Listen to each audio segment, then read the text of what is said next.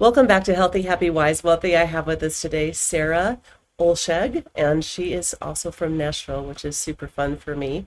She has written a book that I think is going to be relevant to about everyone to some degree at some point in your life called Unburned, a slightly messy, mostly honest guide to life after burnout. So I'm excited about hearing all that.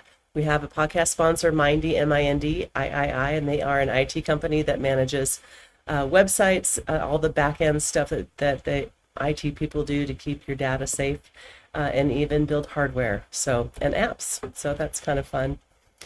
So Sarah, you wrote Unburned, and I started reading it. I didn't have time to read through the whole thing. I wanted to, Oh, but no it worries. is it is so. You're a great writer.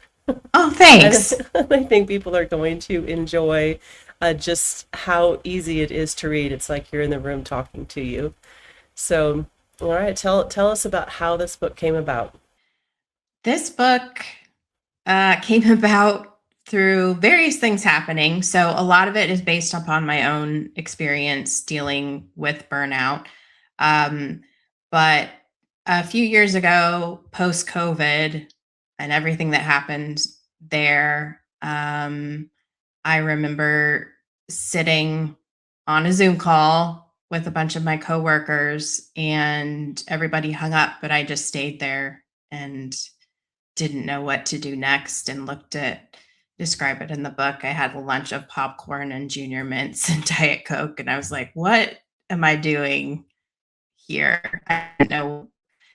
My brain almost turned off. I did not know what to do next or how I even got here. And from that point, I took various steps to try to figure out what I really wanted to do next. Obviously, work was not working for me. I felt very disconnected from my home life as well, very irritable. That's one of the things that I describe in the book as being a symptom of burnout, very irritable, anxious all the time. And from there, I really started focusing on myself and taking a step back and really reflecting on where I wanted to go from there. That did lead me into taking a class in coaching. So I took a step back at work. I ended up taking a class in coaching, and a lot of what I learned in that course is reflected in the book as well.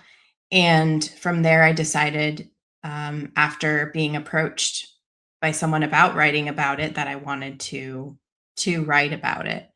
And so it kind of just developed from there. And you have a life that you describe would be hard to like step back from because you have family in the Oh area, yeah, you have children, you're married, you have a corporate job, yeah. right? So it just seems like that is a lot for anyone in modern day world to manage, Oh yeah, and understandable for burnout. oh yeah. Yeah. Yeah, I think a lot of people who go through burnout are extremely high achievers.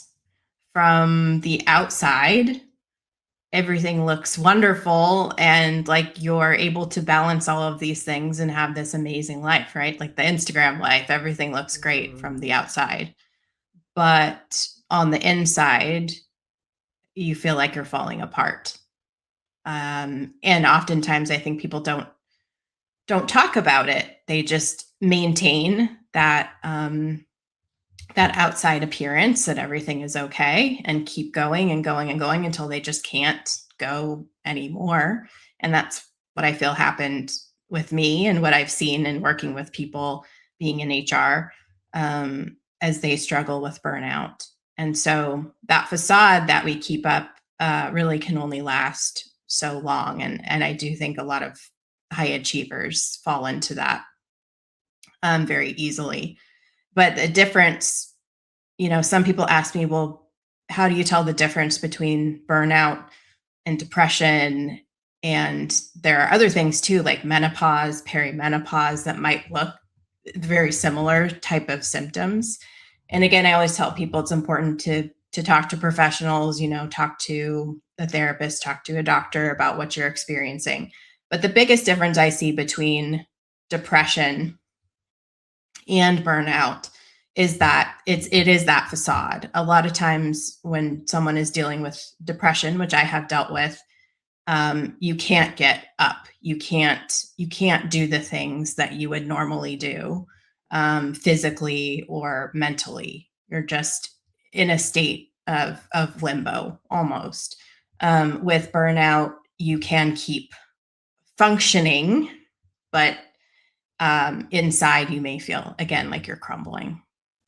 That's so real. I think that Yeah. is real too. And Yeah. I feel like I've talked to a lot of professional women recently in my life that, have are you keep up the work at the Hmm. job, but you're dealing with major health issues, um, might even be horrible abuse. Some of them are dealing with abuse issues too. Oh yeah. Like all the different things that you're not assuming uh, a woman in particular is dealing with in the workplace, who's showing up Hmm. and being the boss, Hmm. doing the job. So there is a somewhat common stress load, I think, with Yeah. that. So what have you, so specifically, let's go through the different like categories of life. What changes did you make with work, and then, or what would you recommend people do Mm. in their work if it's causing burnout? Yeah, so that's a hard one, because everybody is in a different situation. So I will say in my case, I got to the point, I had a really good relationship with my manager, and I was able to approach her and say, I just can't do this anymore. I need to either shift my schedule or I have to quit. I'm at that point.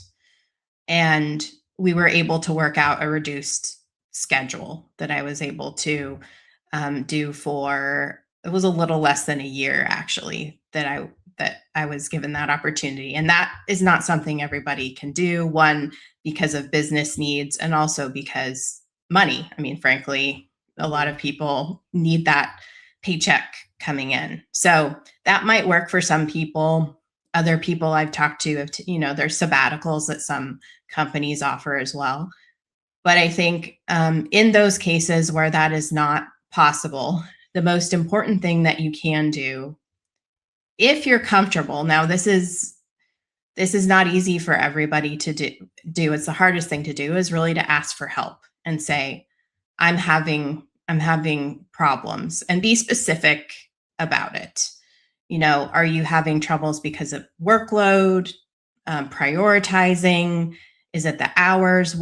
Be very specific about what it is, and ask your manager for help. And if you have a good manager, um, hopefully they'll sit down with you and make a plan of how this is going to work.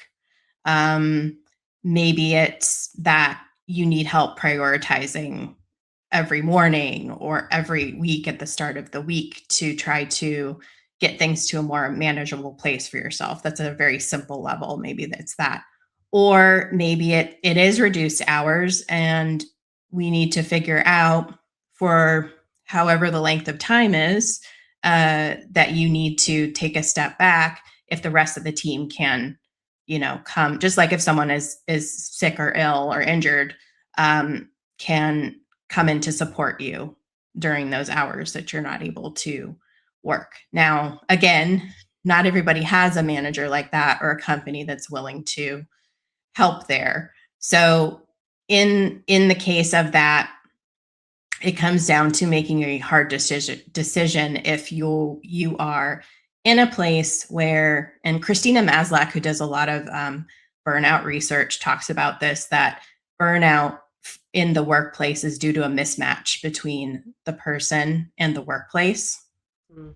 So that mismatch could be anything from values to hours to what you're actually doing, expectations, any of the mismatches that are rubbing up against you, can cause burnout. When you match with your workplace, you are more more in tune with what's going on, able to deliver, etc.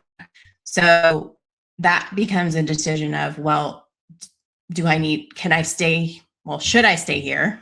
Or do I need to find something else that is more in line with what I need and my values, etc. And so that's the harder conversation to have with yourself. And maybe you need to find someone else to talk to, whether that's a coach, a therapist, a colleague, whoever it is, to really figure out where that mismatch is and whether it's enough for you to decide to leave. Yeah. Yeah, for Yeah. sure. And I think that can be such a it's major. It's a major life thing, and there's so many different stressors that can come down with work. Of course, that's Oh, related yeah. to the money and paying for everything. So, of course, that's going to be in life something that's going to hopefully be bring you a lot of joy, but it certainly can be a cause of stress in many ways. Yes, Yeah. for sure. Yeah, and that probably could be a whole nother topic of conversation of what can businesses do to help their employees Oh, yes.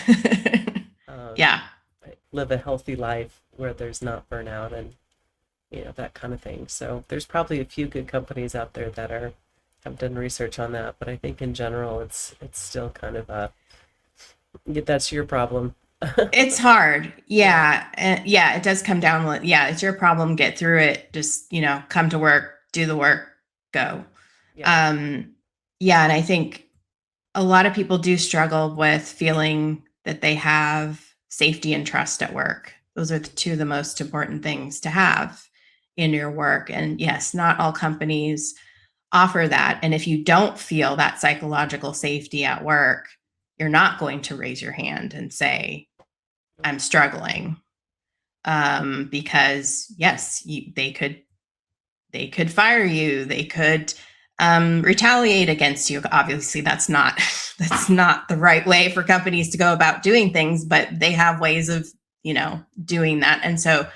Um, and so it becomes a struggle to really figure out what you feel comfortable doing and really look out for yourself in the end.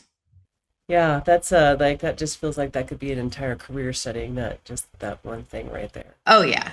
Yeah. Yeah. So for you, what other changes did you make? Like, was there, let's go like to another topic. I know you said Mhm. some stuff about how you were eating um, Diet Coke and Thin Mints popcorn. So Yeah. did you make any diet changes, or was that any kind of focus on the burnout? It's not in the book, although, and I'm not a nutrition expert, but of course I'm well aware that, in moderation is always good with things. So, eating eating at normal times and eating regular regular portions of things and trying to eat as healthy as I can. Yes, that's definitely part of it, along with sleep. And a big part of what I talk about is more so giving myself the time to reflect. And that it can be really short. I'm not talking about, just vomiting onto a bunch of journal pages. What I'm talking about more is, okay, I had a really bad day today. Just acknowledging that, for instance, I had a really bad day today. Or even in the case of the food thing, I could say, okay, I ate like crap today. Like, I just, what can I do tomorrow so that I don't do that tomorrow? Because I know I'll feel better if I don't do that. Mhm. And then because I've said that out loud or written it down or what in between the two, whatever it is, um, I'll be more likely to take steps to do something different tomorrow. And so at that point, I can say, okay, if I don't want to do that again tomorrow, I'm going to plan out what I'm going to eat tonight. So those types of reflections are things that I started doing and I talk about in the book. Because if you like journaling, or if you like, some people, they don't like to write, so they'll do audio, they'll record themselves talking, things like that. That's perfectly fine. But I talk about how if you really want to change your habits, or change the way that you're thinking and feeling about things, taking those steps to acknowledge and then think about how you're going to change it to make it better for yourself is going to help you more in the long run than just, getting everything out on a page. Because yes, that helps too. But oftentimes we're not looking back at what we've written to see any patterns or to make any changes. And so this comes a lot from coaching, where, you'll say to your coach that you want to change something. And so they'll say, okay, great. How are we going to do that? Let's put together a plan. So that's a lot of what I started doing. So again, going back to the wellness, food, sleep thing, it was less about here's my regimen, but more, this is not making me feel good. Therefore, let's plan what I'm going to do, tomorrow, this week, etc. That's so much just great wisdom. On this podcast, I talk so much about all these different parts because I do think being gentle with yourself is critical in this time that we're living in, because nearly everything is working against us. Oh yeah. And so being mindful of the different things, and it's not, and just giving yourself grace when it's not perfect, because you're not going to reach perfection. So I think I have that probably type A perfectionist side that has been beaten out of me over the years, but yeah. because that's what happens. Yes, eventually, hopefully, yes, it does. Yeah. But started in life being the high performer that wanted to do everything, and then my health crashed pretty young in my 20s. So and so then you just go, I am going to do some research on what better way that I can nourish my body, and do some research on better ways to get good sleep, and do some research on entrepreneurship, which I cover on here, because maybe there's not a great workplace environment. I've been through several that have been like shockingly weird in terms of just aggressive management. So we'll just use that term. But so all these different things, thinking things will go bad with family, with friends, so that you have, and then the multiple layers of just chemicals and different things that we deal with. So totally understandable that you reached the burnout. And so we talked about food. So you said sleep was a big thing. Is there things you did to kind of help yourself get better sleep? That one was a hard one for me, and for multiple reasons. One, I have young kids, so that just makes it hard in general. So hard, yeah. It's so hard. And two, at the time I had a job where, and a lot of people do now, where you're working with global, across the globe with people. And so not everyone's on at the same time zone. And so sometimes you do have to talk to people at night or early in the morning, which is not ideal, but it's just how it goes sometimes. And so finding that regular cadence was very important to me. So some of the things I did, and I talk about this in the book, which is easier said than done. I do talk a lot about cell phones and how distracting they are. And at my worst, I was using it as a self-soothing type tool. So the doom scrolling, as people like to call it, or, just on the phone at night, going through things on Instagram or YouTube, whatever you're doing. I was using that a lot to self-soothe, and it was cutting into my sleep time. because of the algorithm or because, I was making myself feel good, but I actually needed sleep. And so I do talk about ways to cut that tether from your phone. And I did things like turning it off or essentially on do not disturb after 9 p.m. and just saying, I'm not going to look at it, or even putting it in another room. Like I would put it in the bathroom or a closet so that it wasn't even near me. And I also talk about, I did try some apps for a while that basically, I think it was called Refocus, where you can set a time limit for certain apps. So once you reach that time limit, you can't access that app anymore for the rest of the day. So there are different things that I talk about. But for me, it was a combination of letting go of that habit and making a commitment to myself to say, 10:30 is my bedtime. That's when I'm going to bed. And so therefore, like I was saying, at 9 o'clock, that's when the technology and all the screens go off. And that's when I committed to myself to bring back reading, which is something I used to love and I kind of put to the side. And so I use reading a lot now to help myself get to sleep. And from there, and it's hard. There were lots of starts and stops because that call to the phone is super strong for me, and I imagine it is for a lot of people out there. Sure. And you just get in that habit, and it's a really hard habit to break. But I'm not perfect. It still comes up. It's still hard to do when I get into some phases where I rely more on the phone and then I break away and go back. But I feel like I'm in a good place now where I'm able to recognize it and start again. And so I think going back to when we were talking about, I started thinking about a lot of this is part of like Atomic Habits too, that James Clear book, where it's easier to make small changes than it is to go cold turkey on things. Sure.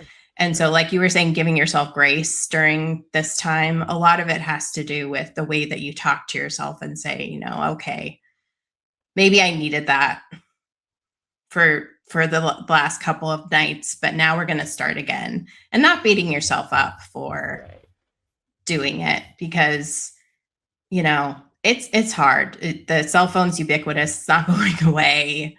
It's something we're going to have to deal with. So I still struggle, starting to get into that perimenopause part of my life. Sleep is becoming harder, but I'm doing the best that I can. So Yeah, that self-gentleness is so huge. I've had a couple people on talking about sleep, so just to riff off that a little bit. yeah. A couple brain doctors. Oh yeah. So actually, I didn't have this brain doctor on, but I've had a lot of conversations with him, Yeah. and then the work that they did was on. So his main thing is getting morning sunlight before 11 Yeah. o'clock in the morning with no glasses on, no window, because Just stepping outside. Mm-hmm. it's the circadian rhythm, Mm-hmm. and that actually makes your brain more adaptable.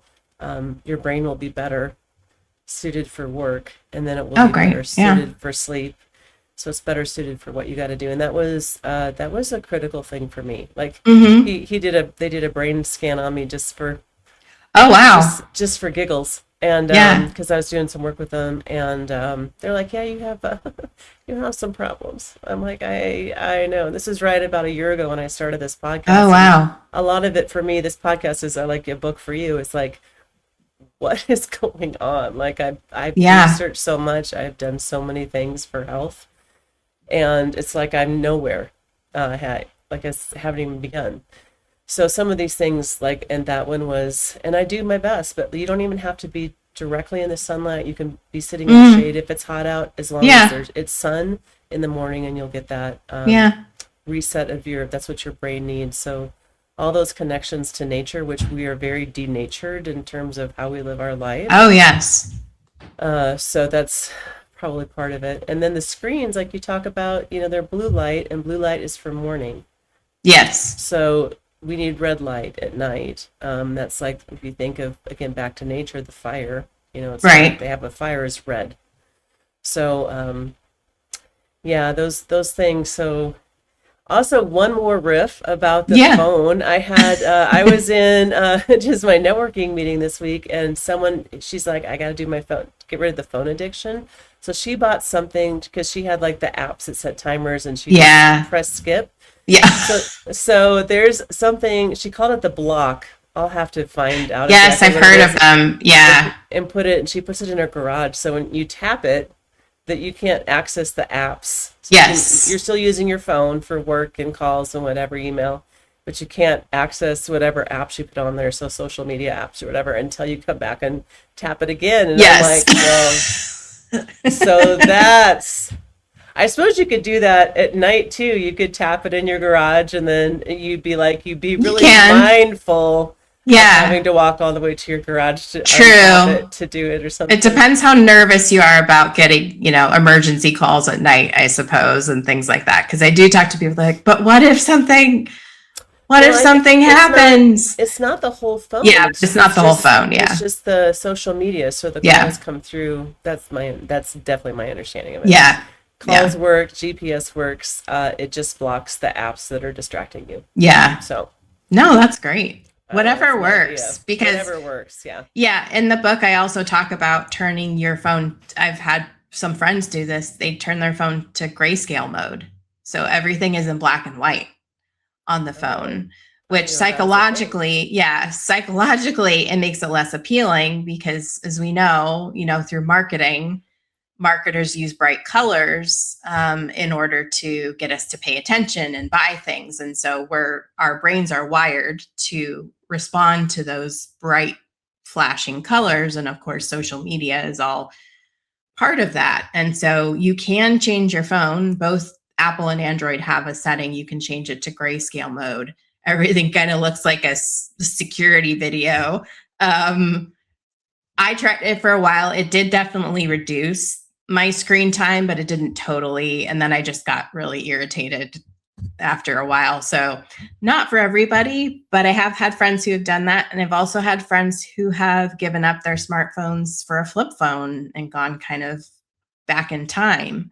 Mhm. And again, not everyone can do that because of work and other things. And like my kids have a million apps for school, for you know, they had it for daycare. You can't go without these apps for childcare and things like that. So Yeah. not everybody can do that, but I have had friends who have just Hmm. said, I'm not dealing with it anymore. So, Yeah. And I had a couple guys on early on who were doing a startup where they're making dumb smartphones, and oh, yeah. it's addressing this issue. So they're doing refurbished smartphones, and the apps that are on there are you can request apps to get on there, but it really is just like your GPS, your Utility email, based. Yeah. yeah, and then the apps you need for work or maybe for banking. So the things that Right. are very utilitarian, uh, without the distracting ones that and some people they might be great, but for the ones that are causing you to not live life, Right. if that's the situation, an app is causing you to not live life, a social media, whatever it is, then uh, it was fun. That's a Yeah. really cool thing they're doing. It's called Sleek. Okay. Very cool. SLEEKE. So hopefully they take off. But it Yeah. is. I think a lot of people are just. This is a common issue It is a in common many ways. issue. And then Yeah. you got to worry about it for your kids as they get older. So it just kind of, it just kind of perpetuates. Yeah. Yeah. Yeah. Yeah. The internet access, that can be a Mm scary thing for sure. hmm. Mm hmm. Yeah. Yeah. So, relationship with family and everything like that, was that part, I mean, like, how did that change as you kind of moved away from burnout, all the relationships? Because you mentioned that in the book too. Yeah, definitely for the better. I didn't really realize until I had started looking at my own behavior that Mm. I was very distant from my husband, from my kids. So I talk about in the book how my husband and I just spoke in logistics, who's picking up the kids, who's taking them to the doctor, what are we having for dinner? Not not much else for a while. And part of that is just being the parent of small kids. I'm sure everybody goes through it. But I had no desire to kind of move beyond it. It was just like a habit. And then snapping at my kids was a big thing for me, just being irritated, and at my husband too, and being irritated with my coworkers all the time. That was something that I realized was happening more, and I didn't like it. And I really made an effort to work on that, because I knew, if I was waking up feeling irritated with myself, essentially, I was going to project it on others. And it did get a lot better once I realized what the root of it was, and what I needed to do was really come back to myself. And we haven't really talked about this yet, but coming back to reconnecting with myself and what I needed, and what brought me joy, and what I um, really valued.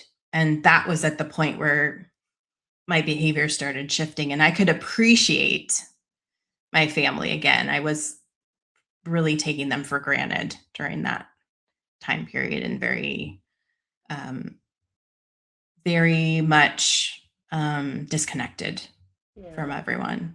Yeah. I did read in the book where you said a friend asked you, what did you like doing when you were a kid? And you were Yeah, like, and that was maybe the wake up call of going, yeah, tell us about it that. was. Yeah. It was just venting. I was having a random conversation with her and just venting about everything. And that's what she just suddenly asked me that. And I describe it in the book. Yeah. I just stopped. I was like, what does that have to do with anything? Like, why are you asking me that? And I couldn't answer. I couldn't think of anything I liked now or then. And so it took me a bit, and I sat and thought about it. And then I started, remembering, okay, what I liked, and riding bikes, being outside, baking, um, and then the piano I talk about. So I grew up playing piano, played all the way through college, did some competitions and things like that, but I had put it to the side um, at some point during college, and hadn't really come back to it. And I had a piano, but hadn't played it in forever. And once I remembered that, I said, oh, the piano is something that I really enjoyed. And so I described how I sat down and started playing it, took out a piece and started playing it, and it was awful. I hated it. And I was like, why am I doing this? This is not right. And so I stopped. After I got frustrated, I stopped, took a bit, and then I came back to it and I tried again. And that's when I felt this connection, this reconnection to it, that I felt like I was tapping into something that I hadn't felt in a long time. And it really felt like I was reconnecting back to myself, and something that brought me joy. And there's something about, for me, it's always been something about the music, and being able to put my feelings into the music, um, and let them out that way. And so that opened the door for me to kind of rediscover all of these things that I had put to the side, and reconnect with them. And yeah, that's a big part of the book, is picking up those things that you thought as you grew up. Maybe, you said, oh, that's for kids, or someone made fun of you for doing it, or maybe, it just kind of got lost in the shuffle along the way. And so whatever it is, Lego, or coloring, or like I was saying, riding your bike outside, dancing, all of these things that we grow up loving. And as we grow up, society, culture tells us that you need to put those away once you become an adult. Those are the things that bring us joy. We should keep doing them. So Yeah. I think Yeah. it's very important. And I also talk about it's okay. Like with me, it's okay if you do it badly. You haven't done it in 20, 30 years, you know? Yeah. Just try. Just do it for 5 minutes, see what happens. And if it really doesn't connect with you, then try something else. Yeah. Um yeah, I think we do leave a lot of ourselves behind, and nostalgia, as much as people kind of put it in its own bucket, I think it's something that's important to revisit, because as a kid, and I talk about this with movies and TV too, and in the book a little bit, they make such an imprint on our brains when we're kids and adolescents. There's a reason why people who grew up with Star Wars are still in love with Star Wars, because they saw that lightsaber on the screen and it almost imprinted on their brain. Yeah. And so those are the things that we carry with us, and they can really, and I'm not saying you should live your life in the past, but you should bring them forward into your life now and share it with others, and make sure it's a Yeah. part of what you're doing. Yeah, the piano thing definitely resonated with me because I also like played piano, practiced at Yeah, a level that was concert pianist level. I sure. wasn't I wasn't Oh, that's actually awesome. actually at that level, but that's what I was, Yeah. um, practicing. So I just remembering, but it's all the way back to college where I was like in a state of distress and I went into a music practice room and just was playing piano as a Yeah. way to de-stress. And then I had the piano, and as the kids came, I really didn't go back to it Yeah. because I didn't want to wake them up if they were sleeping, and they would be on my lap if I was playing, which is what I should have embraced. Mm. Looking back, Yeah, all the reasons. I Yeah. should have Hmm. embraced them on my lap. But you think about, okay, just think about an instrument though, in terms of like it is a mind body connection, where there's and the screens in juxtaposition to all the screens we do now, which is a not a mind body interaction. It's just Hmm. a kind of a voyeurism, and we all do it. And like there's no judgment in me saying, and I'm on a podcast, or we're on Yeah. screen right now. So Yeah. there's purpose in it that we use it Right. for, but it might not just be nostalgia. Maybe it is actually something where it used to be, you go back to 80s, 90s, and early 2000s. So you just go back not that far. It's a time when every adult lived through, Hmm. where it wasn't, we were doing the things like that. We were outside more. We were riding bikes more. Yeah. Um, we were, doing instruments and playing sports and the things. And I just feel like that we have become more disengaged with things that actually we've always just gravitated towards, and we feel Hmm. good, and it feels good because we're using our more than just our head and our eyeballs. We're Yeah. we're using our whole body to run, jump, play, Yeah. ride a bike, balance, learn an instrument, all those different parts of the brain that get triggered. So there's something very healthy about it too, don't you Hmm. think? Yeah. I think it is. It's using your mind, your body, you're expressing yourself. Yeah. And it really, unfortunately, has gone to the wayside. And I wish I could say we could go back, and go bring it all back, but I think it's just something that we all need to express the importance of more, and talk about more, because yes, the lure of the screens is huge, and they are everywhere, and we're using them now, and Hmm. all sorts of things. They do have utility to them, and my kids wouldn't see their grandma regularly if we didn't have Yeah. FaceTime. Right. So that is super important. But there is something about being a kid and being allowed to experiment and try things and express yourself that is a very important part of growing up. So Yeah. yeah. And some of it just could be mindfulness, you know. Mm-hmm. It's really easy to eat junk and watch junk is the natural way now, you know. Yes. So it just, and I love, this is part why I just love what you're saying.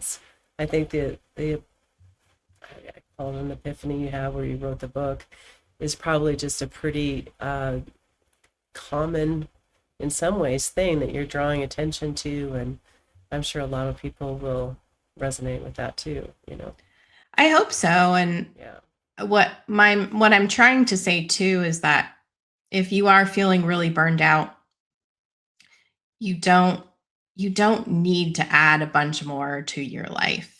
You don't need to, and I do mention this in the book too, where, if you go on the Mayo Clinic's website, they'll talk about that you need to do all these things to recover from burnout. So it is, uh, maybe try yoga, reinvent your sleeping routine, eat better, all these things that sound good, but when you're really burned out, trying to do all of these things is very overwhelming. And so my idea is that you need to everything you have that is going to help you is probably already within you. It's just coming back to yourself and Mm. what is important to you. So yes, it's okay, if yoga is your thing, please by all means go do it. But if it's not, adding it to your routine is probably not going to help you in the long run if it's just one more thing for you to do. Because, and especially high achievers, we like to have a plan and say, okay, I'm feeling awful. This needs to change. Here's my 10-step plan for Yeah. figuring it out. But you're just going to recreate that cycle of burnout by doing Sure. that. And so it is a bit more about letting go and making small shifts back to yourself. That's a beautiful and profound advice. Small shifts to get back to yourself. Yeah. Mm-hmm. And even asking the question, what does it mean to get back to myself? Like, what is that? What is that even? Yeah, Which, which will be different for everybody. Um, yeah. and does take patience. It's not like I was saying earlier about after my friend asked me that question, it took me patience to sit down and really think about it. I could have just gone on and not ever thought about it again. And um, and I could have kept ignoring the piano. But it's allowing yourself. It's almost like when your brain says, I should really call that friend, or I should really text that friend. And that kind of goes by. And then a few days later, the same thought, I should really call that person.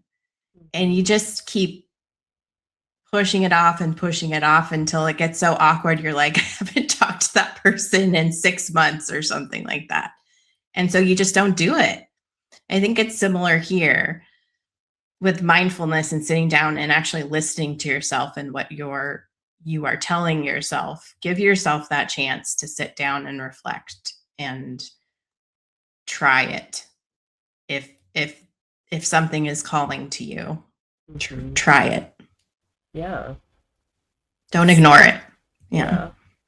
And then life, I think, becomes playful, don't you think? Mm-hmm. Yeah. Otherwise, it's this list, and it is always, in many ways, going to be this to-do list. Oh yeah. Uh, Forever to-do you know, list. yeah, Yeah. eat And clean, you'll always feel behind. and Like you'll I'm never, always feel yeah. behind. Yeah, Yeah. You'll never catch always. up to what you're trying to do. No, And I am so far behind. It feels like I just feel like I'm eternally behind, and I have recently, because I recently moved again and mm, changed switched jobs, and it really is just one of these things where it's like I am one person. I can do yeah. one thing. I'm just one person. Like, so you do come to that, I think, Um, and then for me, I feel like it's finding the joyfulness, the Yeah. little pieces of a day that's going to go the way it's going to go. And you might already know you have your list of, because it does sound like you're still doing the stuff, you're still working and Still working. Yeah. Still still have the have kids. Haven't kids, gotten rid of the family. kids. Yeah. Yeah, Yes. probably good. Yeah. They're all still Yeah, here. But yeah, it's taking the time to, um, yeah, I come back to the Ferris Bueller line that he says at the end of the movie. We're just taking the time to stop and look around once in a while and appreciate what's around you. Um, there are little things you can find every day. If you are going outside for those 10 minutes in the morning and watching the birds, in my instance, watching the birds hop around in the morning and sing. Feel old saying that, but I mean, there are things to appreciate yeah. Sometimes everywhere. you gotta say old things. Yeah. Or maybe you made the perfect cup of coffee that day. Like, whatever, put the perfect amount of sugar in your coffee, whatever it is. We spend so much time rushing to get from one thing to the next. Not enough time slowing down. You don't have to rush to the grocery store. You can slow down. You don't have to rush to do these things that we're doing on a daily basis. It's okay to slow down Yeah. and appreciate that. Yeah, hang out with them, play games with them, be goofy with them. Yeah, that does bring, and as much as kids do drain your energy when they're little too, and then when they're older, it's always like a drain on energy, but they also give energy. Yes. They give energy, and they light up your world. Oh yeah. So that definitely is both and. You get both, yeah. Yeah, all those years. Yeah. Well, Sarah, thank you for all this and such a great reminder of finding your way back to yourself and being mindful of the moments and making minor changes. And it Yeah, does this was great. make such a difference in that. Yeah. So where can people find your book? They can order it online at Amazon, Barnes and Noble, Books a Million, so the normal places. It's in paperback and ebook.